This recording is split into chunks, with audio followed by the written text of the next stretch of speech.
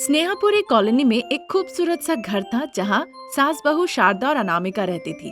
अनामिका आज्ञाकारी की तरह घर का काम काज खाना पकाया करती थी और साथ ही साथ सासू माँ का ख्याल भी रखती थी। पर शारदा उसके पति प्रसाद के द्वारा खोले गए एक बिरयानी सेंटर जो कि उसी के नाम पे था, बस वही देखभाल किया करती थी। घर पे जब तक रहती थी वो अनामिका को नौकर चाकर की तरह बर्ताव करती थी और किसी न किसी बात के लिए उसे डांटती रहती थी। पर अनामिका दिल में किसी तरह का भी नफरत ना रखते हुए उनकी हर एक बात सुना करती थी। एक दिन बिरयानी सेंटर का चाबी हाथों में रख के शारदा बड़ी दुखी होकर सोफे पे बैठ गई। अनामिका जब टेबल साफ कर रही थी तो उसने गौर किया कि शारदा बहुत दुखी है। शारदा बहुत चिंतित थी कि वो कुछ खोने जा रही है। ये सोचकर उसके आंखों में आंसू आ रहे थे। क्या बात है सासू माँ, क्या हो गया? आप इस तरह से क्यों रो रही हैं? अगर कुछ हो भी जाए बहू तो उससे तुम्हें क्या फर्क पड़ता है? रसोई के बारे में तो कुछ जानती नहीं हो, व्यापार के बारे में क्या जानोगी? इसलिए ज्यादा दिमाग यहाँ पर मत लगाओ, जाकर अपना काम में ध्यान दो, नहीं तो जान लो आज डांट पड़ जाएगी। वो कह ही रही थी तब तक शारदा के पति प्रसाद तैयार होके बेडरूम से बाहर निकल आते हैं। शारदा, बिरयानी सेंटर जा रही हो क्या? वहाँ जाके भी हम क्या करेंगे? वहाँ तुम मेरा मुंह देखोगे और मैं तुम्हारा मुंह देखूंगी। क्या हो गया पिताजी? माँ आज इतनी दुखी क्यों है? तुम क्यों जानना चाहती हो? किचन में ही रहो ना। तुम्हें व्यापार के बारे में क्या समझ आता है? कम से कम मैं 10th पास भी हूँ और तुम तो 10th फेल हो। मुझे ही नहीं समझ आ रहा है तो तुम क्या समझोगी? ऐसा कहकर शारदा प्रसाद को अपने साथ लेके बिरयानी होटल की तरफ चली जाती है। अनामिका चुपचाप घर के कामकाज में लग जाती है। शहर में बिल्कुल सेंटर पॉइंट पे शारदा का बिरयानी होटल है। बिरयानी खाने के लिए होटल में कोई आ नहीं रहा था, होटल खाली था। ये देखकर काउंटर पे शारदा दुखी होकर बैठी थी। उसे दुखी देखकर पति प्रसाद उसे समझाने के लिए शारदा के पास आते हैं।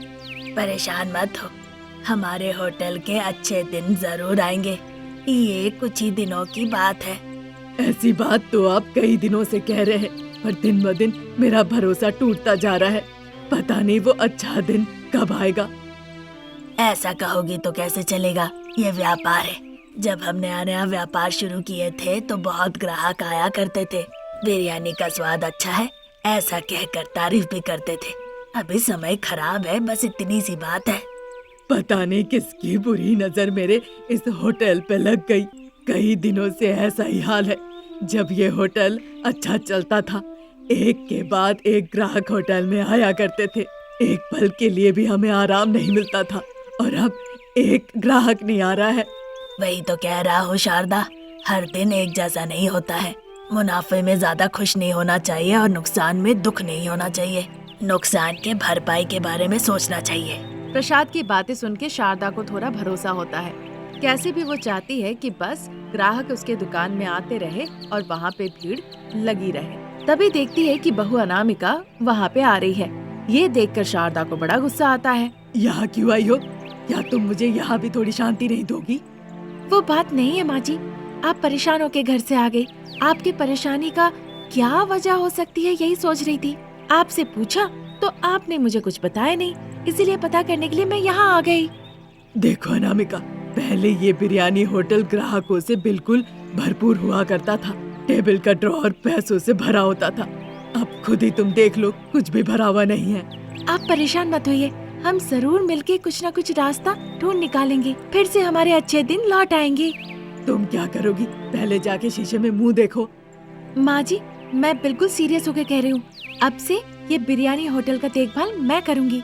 इस जगह को मैं ऐसे बना दूंगी कि लोग खुद ब खुद आने लगेंगे। आप एक बार मुझ पे भरोसा तो कीजिए।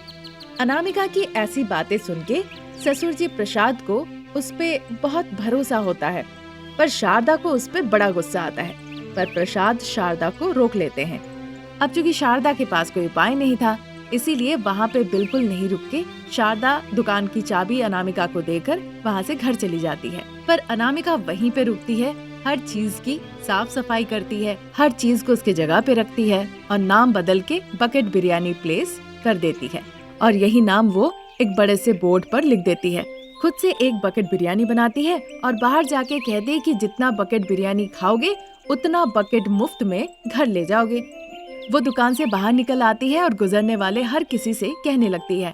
जैसे ही उस बिरयानी की दुकान से बिरयानी की खुशबू बाहर आने लगती है और वो खुशबू जिन जिन को पसंद आती है वो एक एक करके शारदा के बिरयानी के दुकान आने लगते हैं। अनामिका खुशी खुशी हर एक ग्राहक को अच्छे से बिरयानी परोस के खिलाती है। ऐसे ही दिन निकल रहा था और धीरे धीरे शारदा बिरयानी सेंटर पे ग्राहकों का आना शुरू हो गया। ये देखकर शारदा और प्रसाद दोनों ही बड़े खुश हुए। माफ कर देना बहू, क्योंकि बिरयानी का दुकान ठीक से चल नहीं रहा था, इसीलिए सारा गुस्सा मैंने तुम पर दिखाया। इसके अलावा मुझे तुमसे कोई नाराजगी नहीं। मुझे पता है माँ जी, मैं आपको माँ जैसा ही समझती हूँ। मुझे पता है चाहे परिस्थिति कैसी हो, माँ तो माँ ही होती है। अब आपकी सारी दिक्कतें खत्म हो गई, अब तो आप मुस्कुरा दीजिए। ऐसा कहकर वो शारदा के चेहरे पे मुस्कुराहट ले आती है और उसे काउंटर पे ले जाके बैठाती है। शारदा भी मनी मन बहुत खुश होती है। आप हमेशा ऐसे ही मुस्कुराया कीजिए, आपकी मुस्कुराहट से हमें हिम्मत मिलती है। आपको तकलीफ और परेशान में देखकर हम परेशान होते हैं। अब से मैं ये सब संभाल लूंगी। इस तरह से अनामिका शारदा को भरोसा देती है। बकेट बिरयानी कंपटीशन में वो लोगों को बकेट भर के बिरयानी खाने के लिए दिया करती थी। वो बकेट गिन लिया करती थी। बाद में जब लोगों का बिरयानी खा के पेट भर जाता था, वो हाथ धो के आते थे काउंटर में पैसे देने के लिए, और जितने बकेट बिरयानी वो खाते थे और उतना बकेट बिरयानी उन्हें दे देती थी। भले ही सासू माँ शारदा बड़ी छोटी नजर से बहू अनामिका को देखती थी, पर बहू अनामिका अपने परिवार के भलाई के लिए हमेशा अच्छा ही सोचती थी। जब से उसने बकेट बिरयानी की तरकीब सोची, तब से शारदा का बिरयानी सेंटर पहले जैसा चल पड़ा और तब से बड़े ही प्रेम भाव के साथ सब एक साथ खुशी खुशी रहने लगते हैं। इस तरह अनामिका के बकेट बिरयानी की तरकीब से अनामिका का परिवार सुखी परिवार हो गया।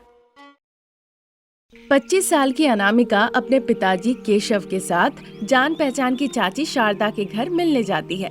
जब वो दोनों रास्ते से जा ही रहे थे, तभी बीच रास्ते में केशव के दोस्त चंदन से मुलाकात होती है। वो दोनों बड़े प्यार से अभिवादन करते हैं। अरे केशव, मेरा घर पास में ही है, बेटी को साथ लेकर जाओ, आराम करके जाना। पिताजी, शारदा चाची के घर का रास्ता बता दीजिए, मैं चली जाऊंगी। इस रास्ते से जाओगी तो तुम्हें एक मूर्ति दिखेगा, वहाँ से बस दाहिना लेना है। तीसरा बड़ा वाला घर तुम्हारी सासू माँ का है। तुम जाओ, मैं बात करके पीछे पीछे आता हूँ। ऐसा कहने पे फिर अनामिका धीरे धीरे आगे बढ़ने लगती है। चंदन केशव थोड़ी देर बातचीत करते हैं, फिर दोनों चंदन के घर चले जाते हैं। तब तक अनामिका शारदा के घर पहुंच जाती है। उधर शारदा पिता रमन और बेटी आरती के ऊपर जोर जोर से चिल्ला रही थी। पति प्रसाद एक पंखा लेके सामने खड़े थे ताकि पत्नी को हवा लगती रहे। पति बीवी के पीछे कुछ तो है, अच्छे से देखूंगी तो समझ में आएगा, सोचते हुए वो जाती है। वहाँ शारदा जोर जोर से गुस्से से चिल्ला रही थी। अरे रमन, तुमने उधार लेके बेटी की शादी कराई, अब तो फसल कट चुका है पर उधार नहीं चुका रहे हो। उधर बेटी को सोने का चेन दे के भेज रहे हो, ये ठीक नहीं है। शारदा जी, मेरी उम्र हो गई है, आप अगर इस तरह बुलाए ये अच्छा नहीं दिखता है। मुझे अभी फसल लगाना है, वो सारे पैसे आपके ही हैं। मैं उतना इंतजार नहीं कर सकती हूँ। उन फसल के पैसों से तुम अपनी बेटी को सोने का चेन बनवा देना। ऐसा कहकर आरती के गले से वो खींच के शादी का सोने का हार निकाल लेती है। अब चूंकि कुछ करने को नहीं था, इसलिए रमन रोते रोते बेटी आरती को साथ लेके वहाँ से चला जाता है। ये सब हरकतें देख के अनामिका शारदा को डांटने लगती है। बदले में शारदा भी उसे उल्टा पुल्टा कहती है, पर अनामिका ये सबसे डरती नहीं। बिना डरे हुए वो शारदा से खूब लड़ती है। तब तक वहाँ पे केशव आ पहुँचते हैं। वो दोनों को शांत करते हैं। परिस्थिति देखकर उन्हें लगता है कि यहाँ रुकना ठीक नहीं होगा, इसीलिए वो जाने लगते हैं। पर शारदा तो अनामिका पे बहुत नाराज थी। वो मन ही मन कहने लगती है, इसकी इतनी हिम्मत कैसी हुई? मैं इस गांव में एक बड़ी शख्सियत हूँ, मेरे सामने क्या कुछ नहीं कही। भूत पिचास डायन और ना जाने क्या क्या। इसका अहंकार निचोड़ के अगर नौकरानी बना के नहीं रखी तो देख लो। बेटा रमेश, जो कॉलेज में लेक्चरर के रूप में काम करता था, शाम को जैसे ही घर लौट आता है। बेटा रमेश, मेरी एक जान पहचान अनामिका आज मेरे घर आई और मेरी बहुत बेइज्जत की। वो तुम्हारे कॉलेज में ही पढ़ती है। ऐसा भी नहीं करो कि तुम उससे प्यार करते हो, फिर उसे शादी करके इस घर की बहू बना के ले आओ। फिर मैं उसे इस घर की गुलाम बना के रखूंगी। उसकी बातें सुन के रमेश भी हाँ कह देता है। अब चूंकि रमेश अपनी माँ शारदा से बहुत प्यार करता था, इसीलिए वो उनके लिए कुछ भी करने को तैयार था। शारदा की बात आखिरी बात होती थी। शारदा की बातों को कभी उल्लंघन नहीं करता था, न ही कभी अनसुना। माँ के कहने पे रमेश अनामिका के पीछे पीछे घूमने लगता है, जैसे मानो कि उससे उसे प्यार हो, पर अनामिका इस बात की परवाह ही नहीं करती। एक दिन वो अनामिका के नाम का टैटू बनवा के अनामिका को जाके दिखाता है। उसके बावजूद अनामिका को प्यार नहीं होता है। फिर एक दिन वो जहर पी लेता है, जान बचाने के लिए अस्पताल जाता है और वहाँ से सीधा वो शादी के मंडप में आता है। अनामिका और रमेश की बड़े धूमधाम से शादी होती है। अब नई जिंदगी शुरुआत करने के लिए अनामिका ससुराल आती है। शारदा को लगता है कि अभी अभी आई है तो अपना राक्षस रूप दिखाना सही नहीं होगा, इसीलिए वो इंतजार करती है। फिर जितना दिन जाता है उसकी हैवानियत निकलने लगती है। जमीन पे कॉफी गिरा के उसे दोबारा पोंछने को कहती है। बर्तन चमक नहीं रहे हैं, इसीलिए उसे दोबारा धुलवाती है। अब चूंकि घर में धूल हो जाते थे, इसलिए एक डंडा देकर उसे कहती थी रोज पोछा लगाओ। अगर कभी खाना ठीक नहीं हुआ तो उससे दोबारा खाना पकवाती थी। सोफे पे लेट के अनामिका से पैर दबवाती थी। ऐसे ही दिन निकल रहे थे। अब धीरे धीरे शारदा के ये सब तेवर सहन करना बहुत मुश्किल हो गया था। जब अकेले में समय मिला तो अनामिका ने रमेश को बताई, पर रमेश ने परवाह ही नहीं किया। देखो अनामिका, माँ जो कहेगी करना होगा, तब जाके तुम ठीक रहोगी और परिवार भी ठीक रहेगा। नहीं तो तुम जा सकती हो, मंगलसूत्र उतारो, मुझे दे दो और तुम आराम से चली जाओ। इस तरह बहुत ही कठोर और रूखेपन से जवाब देता है रमेश। तब जाके अनामिका को समझ आता है कि रमेश ने उसे अपने जाल में फंसाया है। वो अपने पति को छोड़ के मायके चली जाती है। वहाँ उसे समझ में आता है कि ससुराल बिना महिलाओं का कोई सम्मान नहीं। इस घर में अनामिका एक नौकरानी का जीवन जीने लगती है। आज से तुम बस मेरी दासी हो।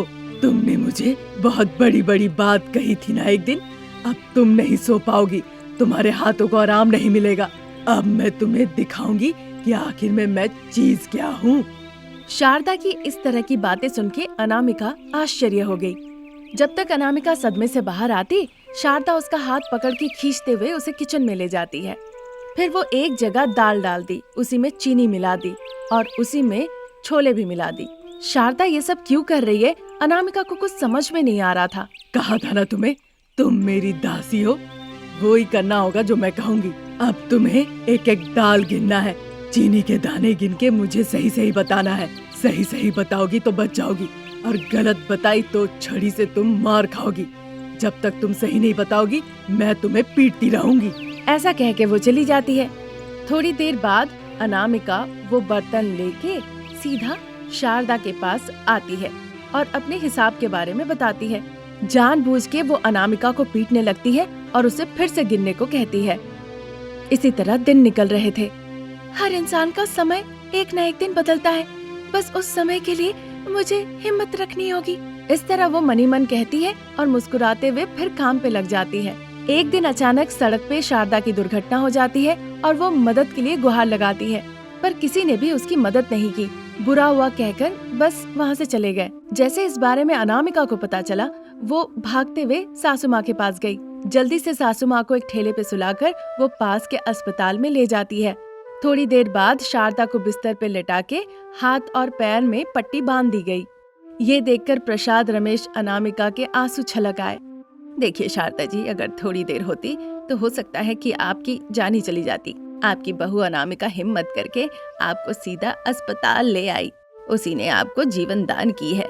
आज के डेट में ऐसी बहू मिलना ही बहुत मुश्किल है। आप लोग किस्मत वाले हैं, अनामिका जैसी बहू मिली। रमेश, तुम्हें बहुत अच्छी पत्नी मिली है, इसका ख्याल रखना।